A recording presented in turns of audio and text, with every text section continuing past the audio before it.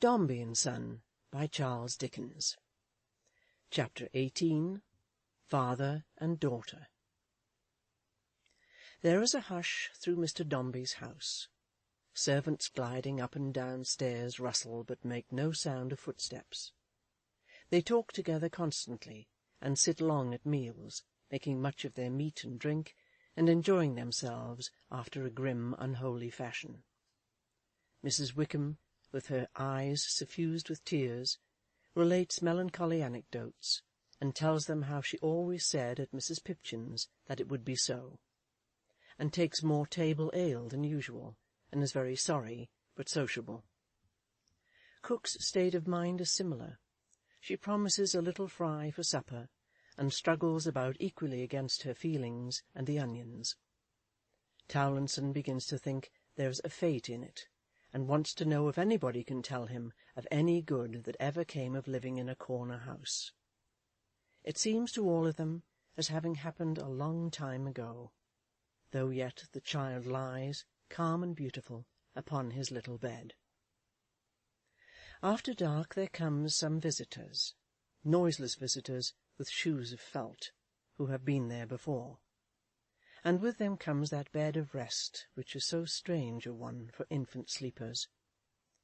All this time the bereaved father has not been seen even by his attendant, for he sits in an inner corner of his own dark room when anyone is there, and never seems to move at other times except to pace it to and fro. But in the morning it is whispered among the household that he was heard to go upstairs in the dead night, and that he stayed there, in the room, until the sun was shining. At the offices in the city the ground-glass windows are made more dim by shutters, and while the lighted lamps upon the desks are half extinguished by the day that wanders in, the day is half extinguished by the lamps, and an unusual gloom prevails. There is not much business done. The clerks are indisposed to work, and they make assignations to eat chops in the afternoon and go up the river. Perch, the messenger, stays long upon his errands, and finds himself in bars of public houses, invited thither by friends, and holding forth on the uncertainty of human affairs. He goes home to Ball's Pond earlier in the evening than usual, and treats Mrs. Perch to a veal cutlet and Scotch ale. Mr. Carker, the manager, treats no one, neither is he treated, but alone in his own room he shows his teeth all day, and it would seem that there is something gone from Mr. Carker's path, some obstacle removed, which clears his way before him. Now the rosy children living opposite to Mr. Dombey's house peep from their nursery windows down into the street, for there are 4 black horses at his door, with feathers on their heads, and feathers tremble on the carriage that they draw, and these and an array of men with scarves and staves attract a crowd. The juggler, who was going to twirl the basin, puts his loose coat on again over his fine dress, and his trudging wife, one-sided with her heavy baby in her arms, loiters to see the company come out. But closer to her dingy breast she presses her baby, when the burden that is so easily carried is borne forth, and the youngest of the rosy children at the high window opposite needs no restraining hand to check her in her glee, when, pointing with her dimpled finger, she looks into her nurse's face and asks, "What's that?" And now, among the knot of servants dressed in mourning, and the weeping women, Mr. Dombey passes through the hall to the other carriage that is waiting to receive him. He is not brought down, these observers think, by sorrow and distress of mind. His walk is as erect, his bearing is as stiff, as ever it has been. He hides his face behind no handkerchief, and looks before him. But that his face is something sunk and rigid, and is pale, it bears the same expression as of old. He takes his place within the carriage, and 3 other gentlemen follow. Then the grand funeral moves slowly down the street. The feathers are yet nodding in the distance, when the juggler has the basin spinning on a cane, and has the same crowd to admire it. But the juggler's wife is less alert than usual with the money-box, for a child's burial has set her thinking that perhaps the baby underneath her shabby shawl may not grow up to be a man, and wear a sky-blue fillet around his head, and salmon-coloured worsted drawers, and tumble in the mud. The feathers wind their gloomy way along the streets, and come within the sound of a church bell.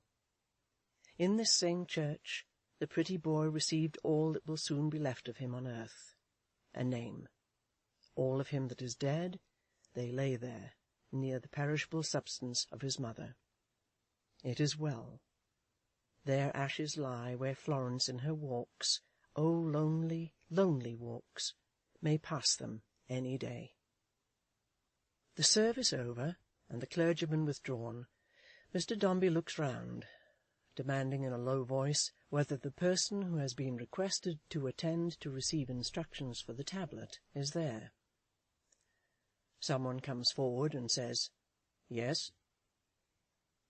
Mr. Dombey intimates where he would have it placed, and shows him, with his hand upon the wall, the shape and size, and how it is to follow the memorial to the mother. Then, with his pencil, he writes out the inscription, and gives it to him, adding, "I wish to have it done at once." "It shall be done immediately, sir." "There is really nothing to inscribe but name and age, you see." The man bows, glancing at the paper, but appears to hesitate. Mr. Dombey, not observing his hesitation, turns away and leads towards the porch. "I beg your pardon, sir." A touch falls gently on his morning cloak. "But as you wish it done immediately, and it may be put in hand when I get back—" "Well?" "Will you be so good as to read it over again? I think there's a mistake." "Where?" The statuary gives him back the paper, and points out with his pocket-rule the words, "Beloved and only child." "It should be son, I think, sir." "You're right, of course. Make the correction." The father, with a hastier step, pursues his way to the coach. When the other three, who follow closely, take their seats, his face is hidden for the first time, shaded by his cloak. Nor do they see it any more that day. He alights first, and passes immediately into his own room. The other mourners, who are only Mr. Chick and two of the medical attendants, proceed upstairs to the drawing-room to be received by Mrs. Chick and Miss Tox. And what the face is in the shut-up chamber underneath, or what the thoughts are, what the heart is, what the contest or the suffering, no one knows. The chief thing that they know, below stairs in the kitchen, is that it seems like Sunday. They can hardly persuade themselves but that there is something unbecoming, if not wicked, in the conduct of the people out of doors, who pursue their ordinary occupations and wear their everyday attire. It is quite a novelty to have the blinds up and the shutters open, and they make themselves dismally comfortable over bottles of wine, which are freely broached as on a festival. They are much inclined to moralize. Mr. Towlinson proposes with a sigh, "amendment to us all," for which, as Cook says with another sigh, there's room enough, God knows. In the evening Mrs. Chick and Miss Tox take to needlework again. In the evening also Mr. Towlinson goes out to take the air, accompanied by the housemaid, who has not yet tried her mourning bonnet. They are very tender to each other at dusky street corners, and Towlinson has visions of leading an altered and blameless existence as a serious greengrocer in Oxford Market.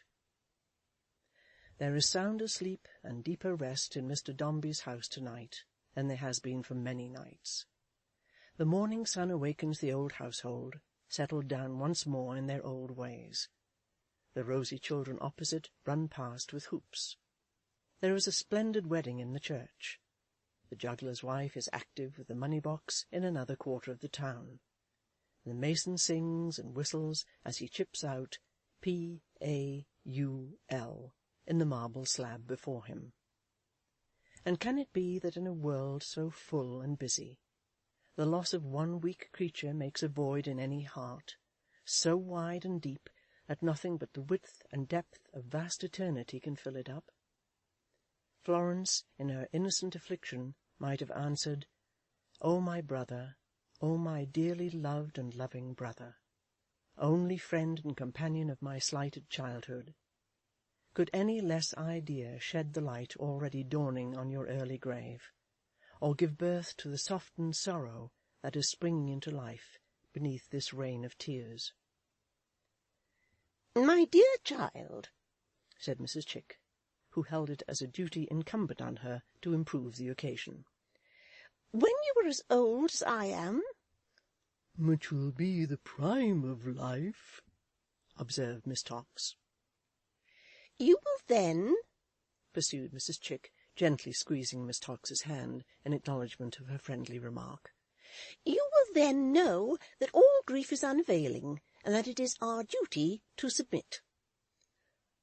"I will try, dear aunt, I do try," answered Florence, sobbing. "I am glad to hear it," said Mrs. Chick, "because, my love, as our dear Miss Tox, of whose sound sense and excellent judgment there cannot possibly be two opinions—" "My dear Louisa, I shall really be proud soon," said Miss Tox.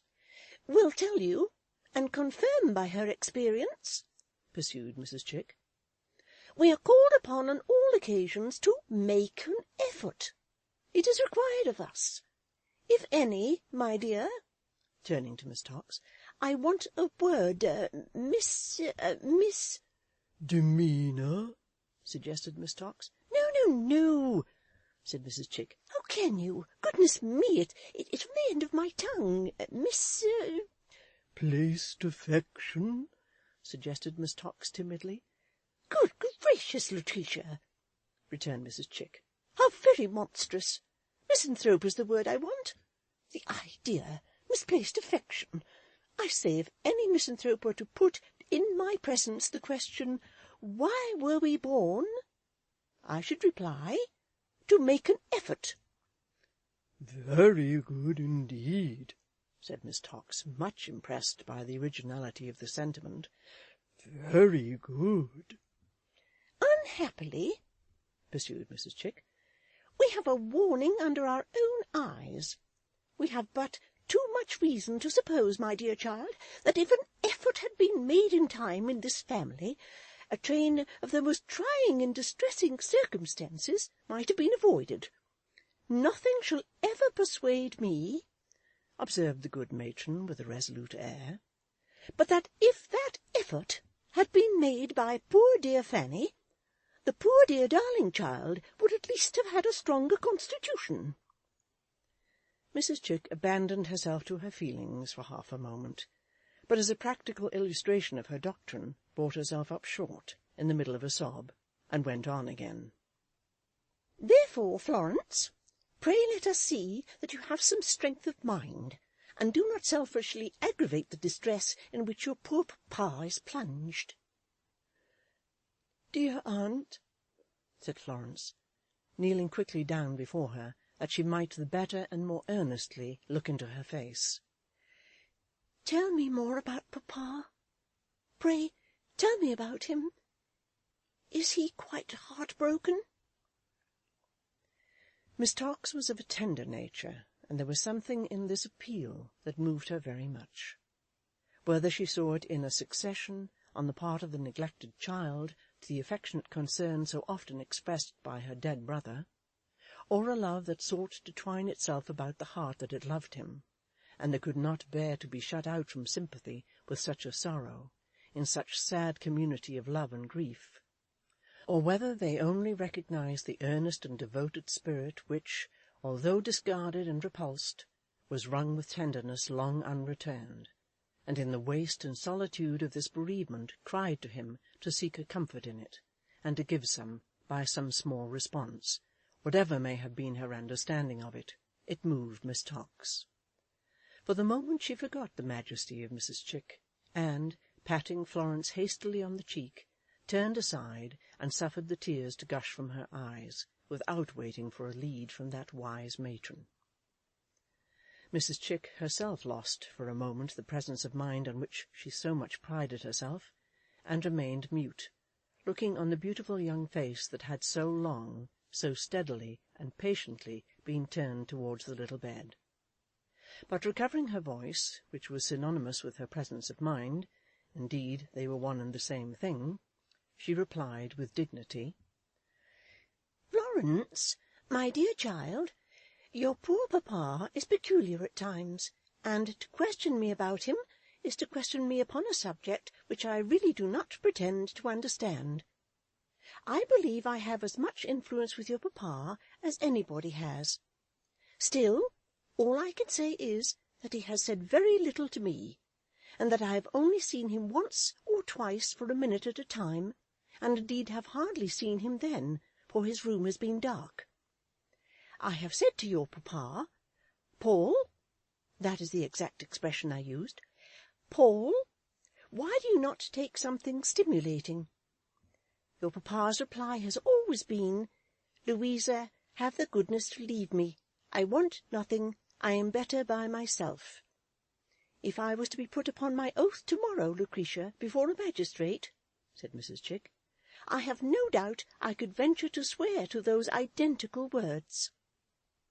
Miss Tox expressed her admiration by saying, "My Louisa is ever methodical." "In short, Florence," resumed her aunt, "literally nothing has passed between your poor papa and myself until to-day, when I mentioned to your papa that Sir Barnet and Lady Skettles had written exceedingly kind notes. A sweet boy. Lady Skettles loved him like a— Where's my pocket-handkerchief?" Miss Tox produced one. "Exceedingly kind notes, proposing that you should visit them for change of scene, mentioning to your papa that I thought Miss Tox and myself might now go home, in which he quite agreed. I inquired if he had any objection to your accepting this invitation. He said, 'No, Louisa, not the least.'" Florence raised her tearful eye. "At the same time, if you would prefer staying here, Florence, to paying this visit at present, or to going home with me—" "I should much prefer it, aunt," was the faint rejoinder. "Why then, child," said Mrs. Chick, "you can. It's a strange choice, I must say, but you always were strange. Anybody else at your time of life, and after what has passed— my dear Miss Tox, I have lost my pocket-handkerchief again— would be glad to leave here, one would suppose." "I should not like to feel," said Florence, "as if the house was avoided. I should not like to think that the rooms upstairs were quite empty and dreary, aunt. I would rather stay here for the present. Oh, my brother! Oh, my brother!" It was a natural emotion, not to be suppressed, and it would make way even between the fingers of the hands with which she covered up her face. The overcharged and heavy-laden breast must sometimes have that vent, or the poor wounded solitary heart within it would have fluttered like a bird with broken wings and sunk down in the dust.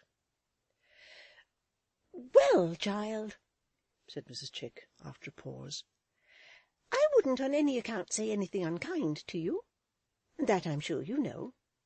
You will remain here, then, and do exactly as you like. No one will interfere with you, Florence, or wish to interfere with you, I'm sure." Florence shook her head in sad assent. "I had no sooner begun to advise your poor papa that he really ought to seek some distraction and restoration in a temporary change," said Mrs. Chick, "than he told me he had already formed the intention of going into the country for a short time. I'm sure I hope he'll go very soon. He can't go too soon, but I suppose there are some arrangements connected with his private papers and so forth, consequent on the affliction that has tried us all so much. I can't think what's become of mine. Lucretia, lend me yours, my dear. That may occupy him for 1 or 2 evenings in his own room.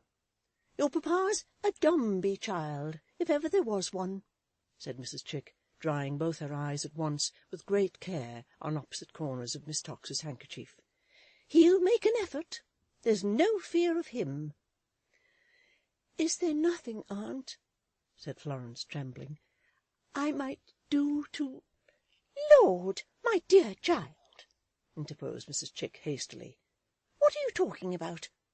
If your papa said to me, I have given you his exact words, 'Louisa, I want nothing, I am better by myself,' what do you think he'd say to you?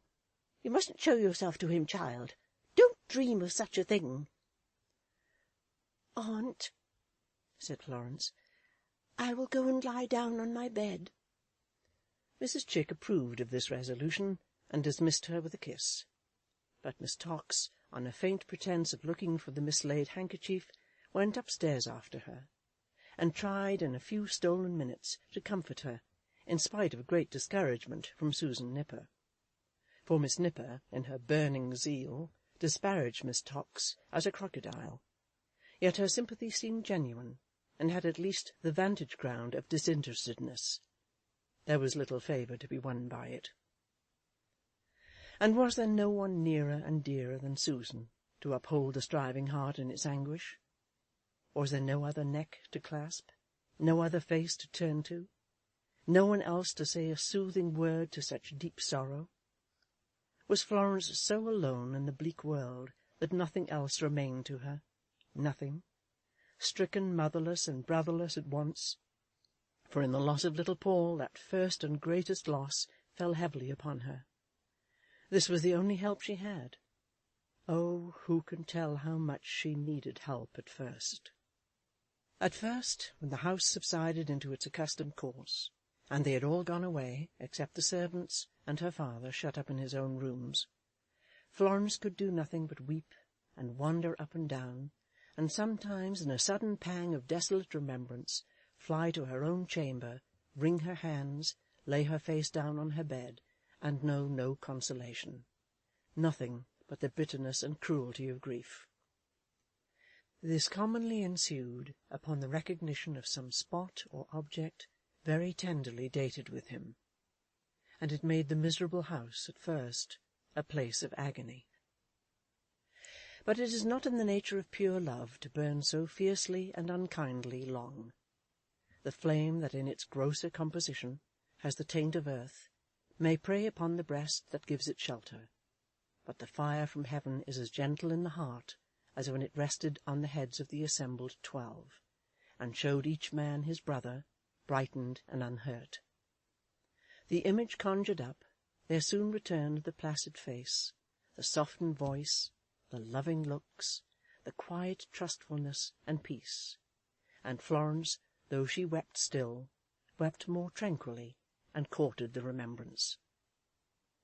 It was not very long before the golden water, dancing on the wall, in the old place at the old serene time, had her calm eye fixed upon it as it ebbed away. It was not very long before that room again knew her, often, sitting there alone, as patient and as mild as when she had watched beside the little bed. When any sharp sense of its being empty smote upon her, she could kneel beside it and pray God. It was the pouring out of her full heart, to let one angel love her and remember her. It was not very long before, in the midst of the dismal house so wide and dreary, her low voice in the twilight, slowly and stopping sometimes, touched the old air to which she had so often listened, with his drooping head upon her arm. And after that, and when it was quite dark, a little strain of music trembled in the room, so softly played and sung that it was more like the mournful recollection of what she had done at his request on that last night than the reality repeated. But it was repeated often, very often, in the shadowy solitude, and broken murmurs of the strain still trembled on the keys when the sweet voice was hushed in tears. Thus she gained heart to look upon the work with which her fingers had been busy by his side on the seashore, and thus it was not very long before she took to it again, with something of a human love for it, as if it had been sentient and had known him, and, sitting in a window near her mother's picture in the unused room so long deserted, wore away the thoughtful hours. Why did the dark eyes turn so often from this work to where the rosy children lived? They were not immediately suggestive of her loss, for they were all girls, 4 little sisters, but they were motherless like her, and had a father. It was easy to know when he had gone out and was expected home, for the elder child was always dressed and waiting for him at the drawing-room window, or on the balcony, and when he appeared, her expectant face lighted up with joy, while the others at the high window, and always on the watch too, clapped their hands and drummed them on the sill and called to him.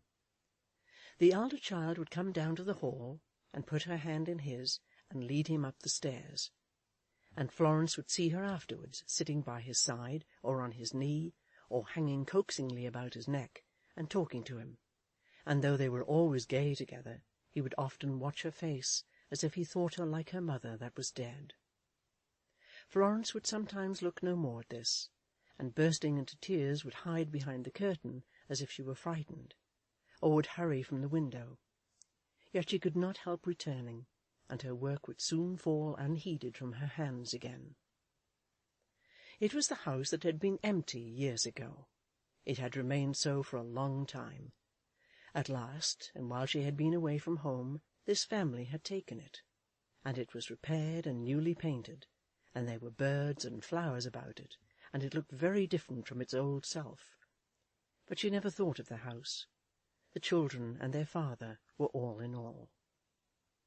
When he had dined, she could see them through the open windows go down with their governess or nurse and cluster round the table, and in the still summer weather the sound of their childish voices and clear laughter would come ringing across the street into the drooping air of the room in which he sat. Then they would climb and clamber upstairs with him, and romp about him on the sofa, or group themselves at his knee, a very nosegay of little faces, while he seemed to tell them some story. Or they would come running out into the balcony, and then Florence would hide herself quickly, lest it should check them in their joy to see her in her black dress, sitting there alone. The elder child remained with her father when the rest had gone away, and made his tea for him. Happy little housekeeper she was then, and sat conversing with him, sometimes at the window, sometimes in the room, until the candles came. He made her his companion, though she was some years younger than Florence, and she could be as staid and pleasantly demure, with her little book or work-box, as a woman. When they had candles, Florence from her own dark room was not afraid to look again, but when the time came for the child to say, "Good night, papa," and go to bed, Florence would sob and tremble as she raised her face to him, and could look no more. Though still she would turn again and again, before going to bed herself, from the simple air that had lulled him to rest so often, long ago, and from the other low, soft, broken strain of music, back to that house. But that she ever thought of it, or watched it, was a secret which she kept within her own young breast.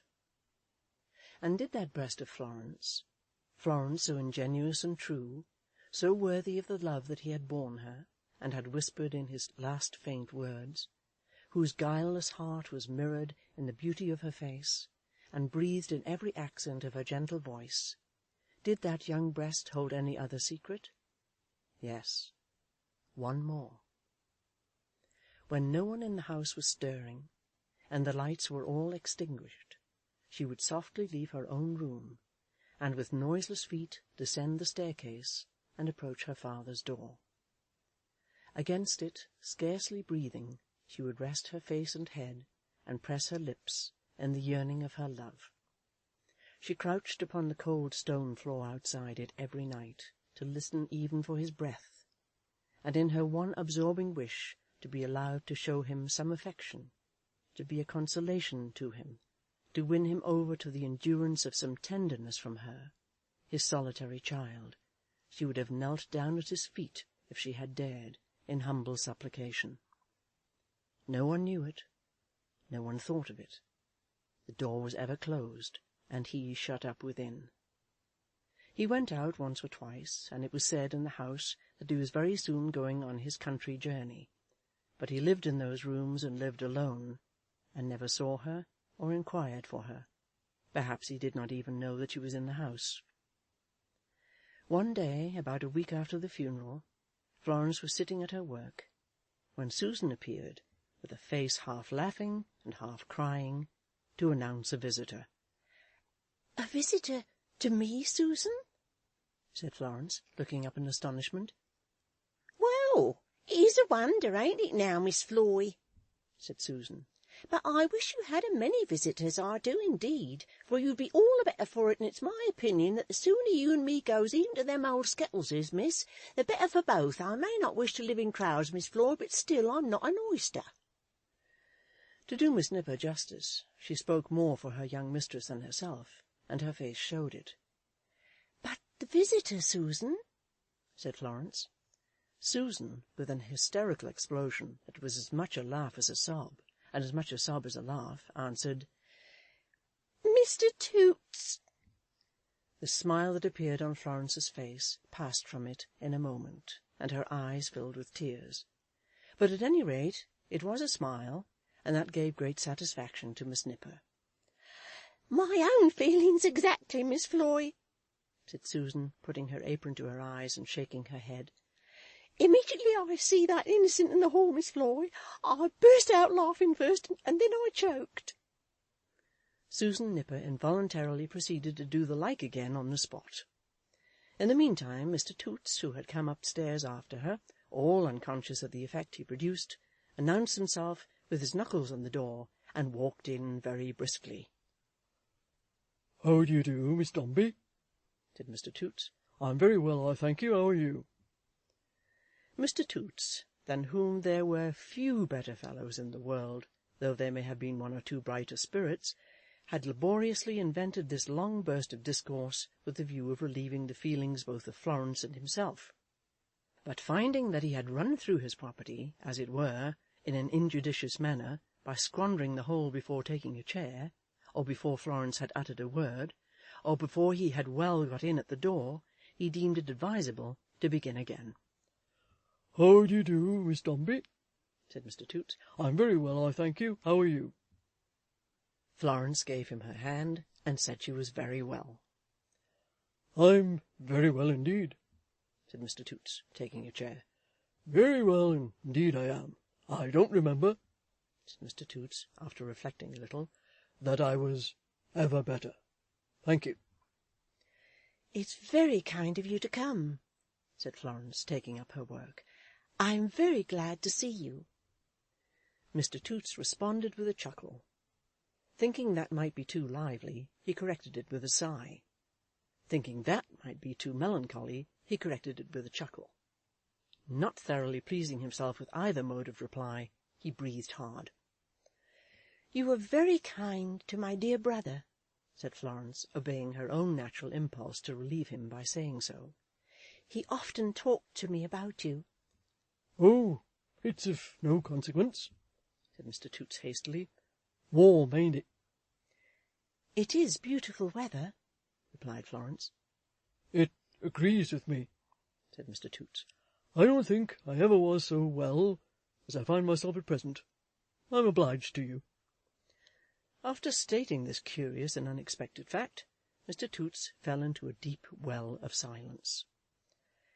"You have left Dr. Blimber's, I think," said Florence, trying to help him out. "I should hope so," returned Mr. Toots, and tumbled in again. He remained at the bottom, apparently drowned, for at least 10 minutes. At the expiration of that period he suddenly floated, and said, "Well, good morning, Miss Dombey." "Are you going?" asked Florence, rising. "I don't know, though. No, not just at present," said Mr. Toots, sitting down again most unexpectedly. "The fact is, I say, Miss Dombey—" "Don't be afraid to speak to me," said Florence, with a quiet smile. "I should be very glad if you would talk about my brother." "Would you, though?" retorted Mr. Toots, with sympathy in every fibre of his otherwise expressionless face. "Poor Dombey! I'm sure I never thought that Burgess and Co., fashionable tailors, but very dear, that we used to talk about, would make this suit of clothes for such a purpose. Mr. Toots was dressed in mourning. Poor Dombey. I say, Miss Dombey. Blubbered Toots. Yes, said Florence. There's a friend he took to very much at last. I thought you'd like to have him, perhaps, as a sort of keepsake. You remember his remembering Diogenes?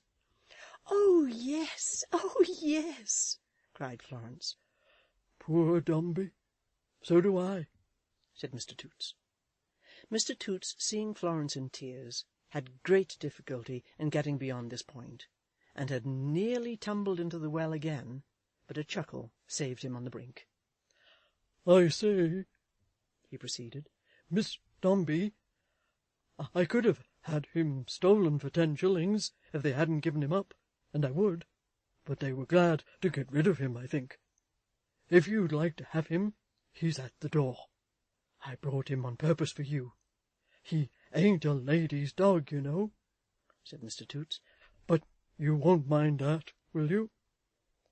In fact, Diogenes was at that moment, as they presently ascertained from looking down into the street, staring through the window of a hackney cabriolet, into which, for conveyance to that spot, he had been ensnared on a false pretence of rats among the straw. Sooth to say, he was as unlike a lady's dog as might be, and in his gruff anxiety to get out, presented an appearance sufficiently unpromising, as he gave short yelps out of one side of his mouth, and overbalancing himself by the intensity of every one of those efforts, tumbled down into the straw, and then sprung panting up again, putting out his tongue, as if he had come express to a dispensary to be examined for his health.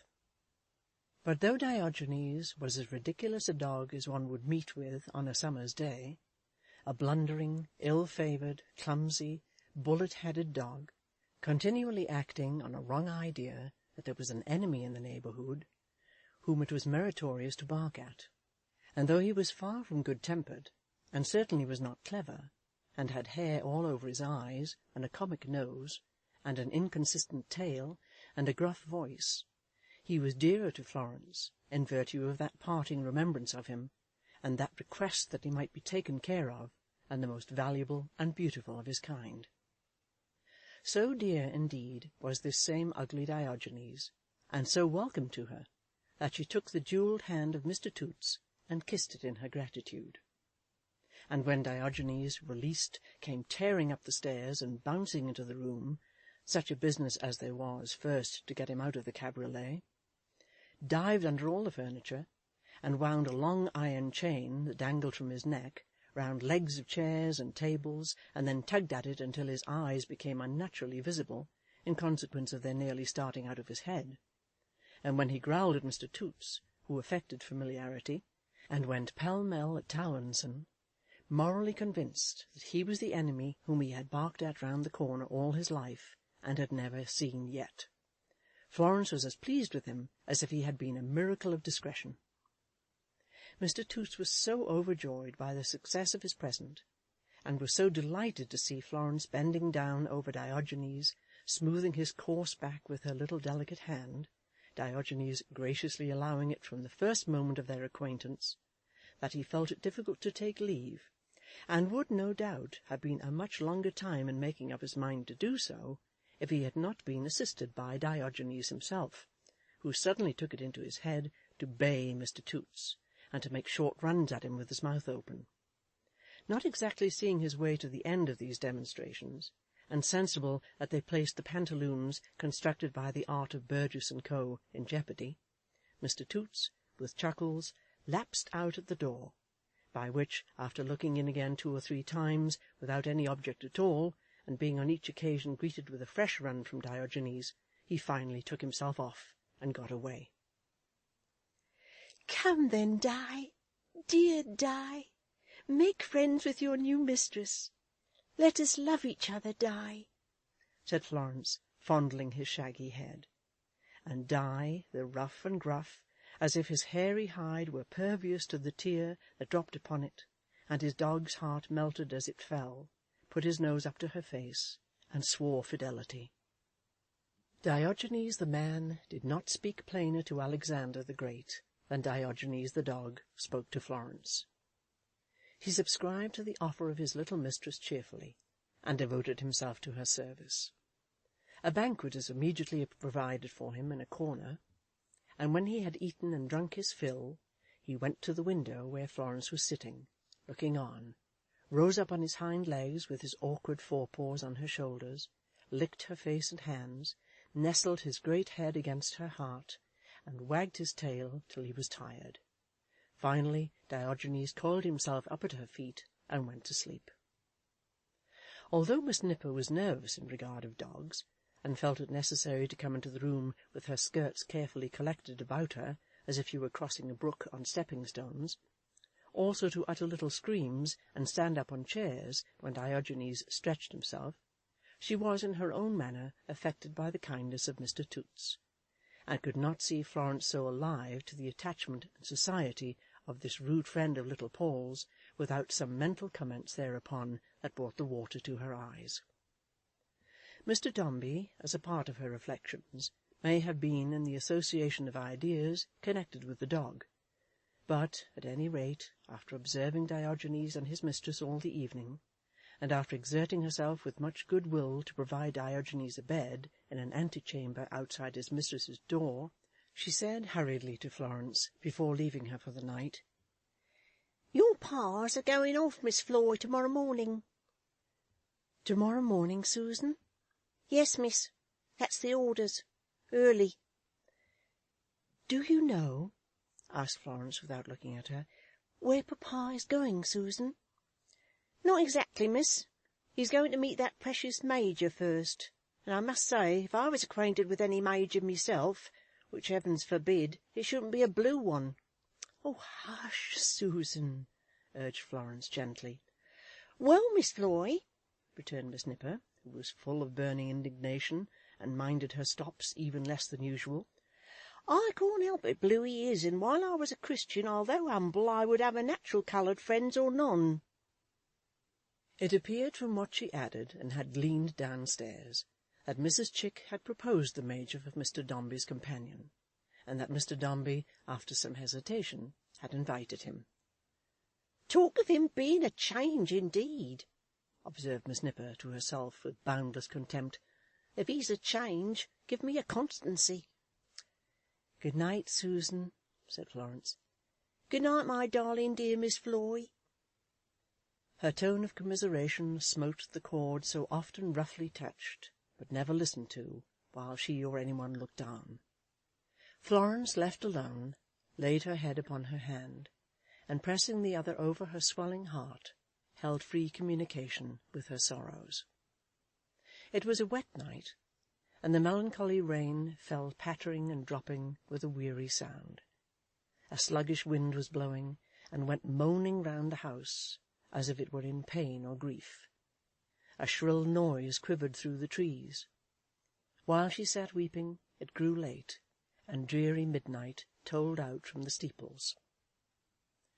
Florence was little more than a child in years, not yet 14, and the loneliness and gloom of such an hour in the great house, where death had lately made its own tremendous devastation, might have set an older fancy brooding on vague terrors. But her innocent imagination was too full of one theme to admit them. Nothing wandered in her thoughts but love, a wandering love indeed, and castaway, but turning always to her father. There was nothing in the dropping of the rain, the moaning of the wind, the shuddering of the trees, the striking of the solemn clocks, that shook this one thought, or diminished its interest. Her recollections of the dear dead boy, and they were never absent, were itself the same thing. And oh, to be shut out, to be so lost, never to have looked into her father's face or touched him since that hour. She could not go to bed, poor child, and never had gone yet, since then, without making her nightly pilgrimage to his door. It would have been a strange, sad sight to see her now, stealing lightly down the stairs through the thick gloom, and stopping at it with a beating heart and blinded eyes, and hair that fell down loosely and unthought of, and touching it outside with her wet cheek. But the night covered it, and no one knew. The moment that she touched the door on this night, Florence found that it was open. For the first time it stood open, though by but a hair's breadth, and there was a light within. The first impulse of the timid child, and she yielded to it, was to retire swiftly. Her next, to go back and to enter, and this second impulse held her in irresolution on the staircase. In its standing open, even by so much as that chink, there seemed to be hope. There was encouragement in seeing a ray of light from within, stealing through the dark stern doorway, and falling in a thread upon the marble floor. She turned back, hardly knowing what she did, but urged on by the love within her, and the trial they had undergone together, but not shared, and with her hands a little raised and trembling, glided in. Her father sat at his old table in the middle room. He had been arranging some papers and destroying others, and the latter lay in fragile ruins before him. The rain dripped heavily upon the glass panes in the outer room, where he had so often watched poor Paul, a baby, and the low complainings of the wind were heard without. But not by him. He sat with his eyes fixed on the table, so immersed in thought that a far heavier tread than the light foot of his child could make might have failed to rouse him. His face was turned towards her. By the waning lamp, and at that haggard hour, it looked worn and dejected, and in the utter loneliness surrounding him there was an appeal to Florence that struck home. "Papa! Papa! Speak to me, dear papa!" He started at her voice, and leapt up from his seat. She was close before him, with extended arms, but he fell back. "What is the matter?" he said sternly. "Why do you come here? What has frightened you?" If anything had frightened her, it was the face he turned upon her. The glowing love within the breast of his young daughter froze before it, and she stood and looked at him as if stricken into stone. There was not one touch of tenderness or pity in it. There was not one gleam of interest, parental recognition, or relenting in it. There was a change in it, but not of that kind. The old indifference and cold constraint had given place to something, what, she never thought and did not dare to think, and yet she felt it in its force, and knew it well without a name, that as it looked upon her, seemed to cast a shadow on her head. Did he see before him the successful rival of his son in health and life? Did he look upon his own successful rival in that son's affection? Did a mad jealousy and withered pride poison sweet remembrances that should have endeared and made her precious to him? Could it be possible that it was gall to him to look upon her in her beauty and her promise, thinking of his infant boy?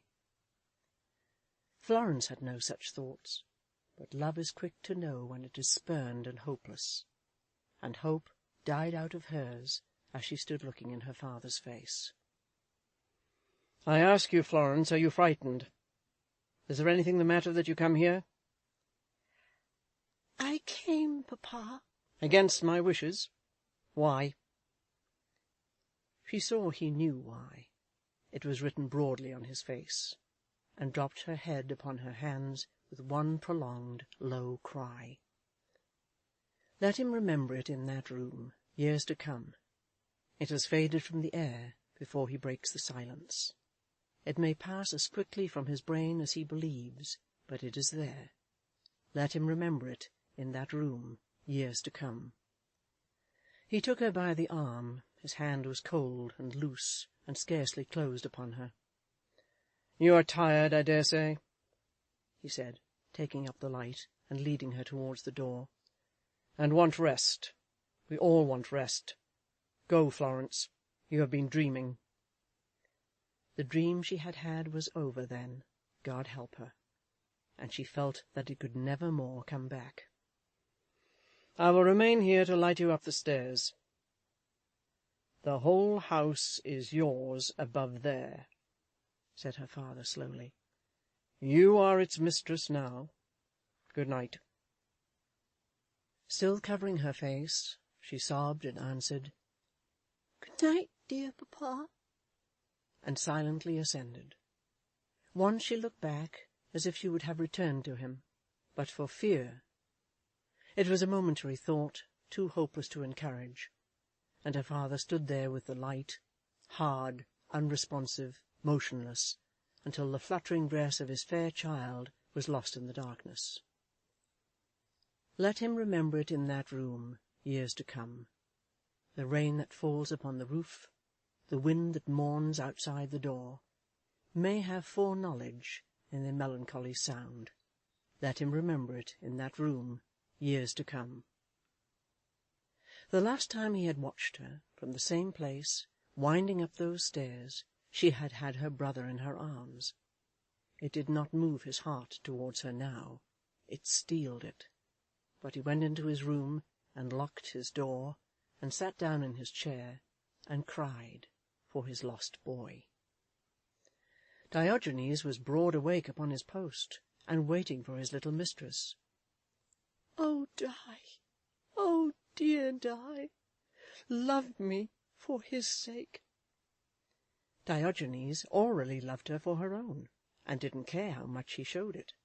So he made himself vastly ridiculous by performing a variety of uncouth bounces in the antechamber, and concluded, when poor Florence was at last asleep, and dreaming of the rosy children opposite, by scratching open her bedroom door, rolling up his bed into a pillow, lying down on the boards at the full length of his tether, with his head towards her, and looking lazily at her upside down out of the top of his eyes, until from winking and winking he fell asleep himself, and dreamed with gruff barks of his enemy.